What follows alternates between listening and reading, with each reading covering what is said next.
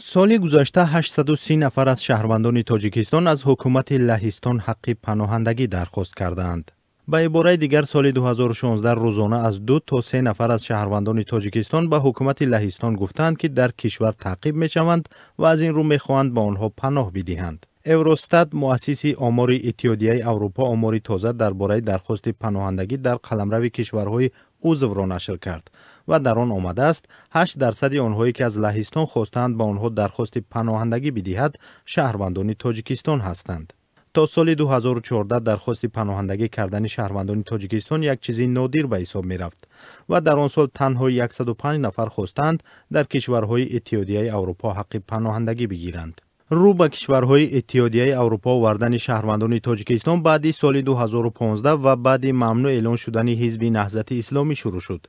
در آن سال بعد آشوب نافرجام عبدالحلیم نظرزاده معاون سابق وزیر دفاع حکومت تاجیکستان حزب نهضت را طرحریزی آشوبها نامید و سپس با امر دادگاه عالی آن را سازمان تروریستی اعلان کردند و فعالیتش را ممنوع نمودند. اکثر آنهایی که به اروپا رو آوردند به گفته حامیان حقوق طرفداران حزب ممنوع نهضت اسلامی هستند، اما معلوم نیست که حکومت لهستان به چند نفر از شهروندان تاجیکستان حق پناهندگی داده است. سازمان حقوق بشری هلسینکی در لهستان که مسائل پناهجویان را تحقیق و از حق بعضی از آنها در دادگاه‌ها دفاع می‌کند میگوید که از میان 650 شهروند تاجیکستان که درخواست پناهندگی کردند اکثریتشان جواب رد گرفتند.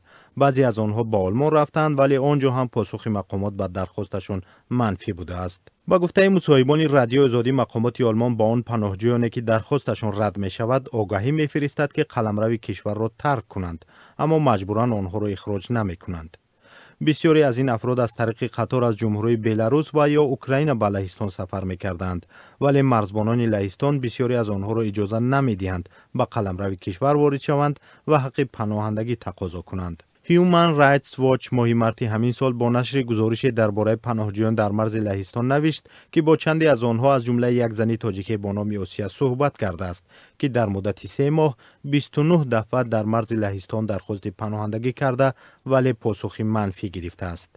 به نوشته سازمان آسیا همراه شوهرش با خود 3 فرزند 2، 5 و 7 سالش را برده است و می‌خواهد حق پناهندگی بگیرد. مقامات تاجیکستان میگویند که بسیاری از آنها که به کشورهای اتحادیه اروپا رفتند مهاجران اقتصادی هستند و در کشور تعقیب نمی‌شوند.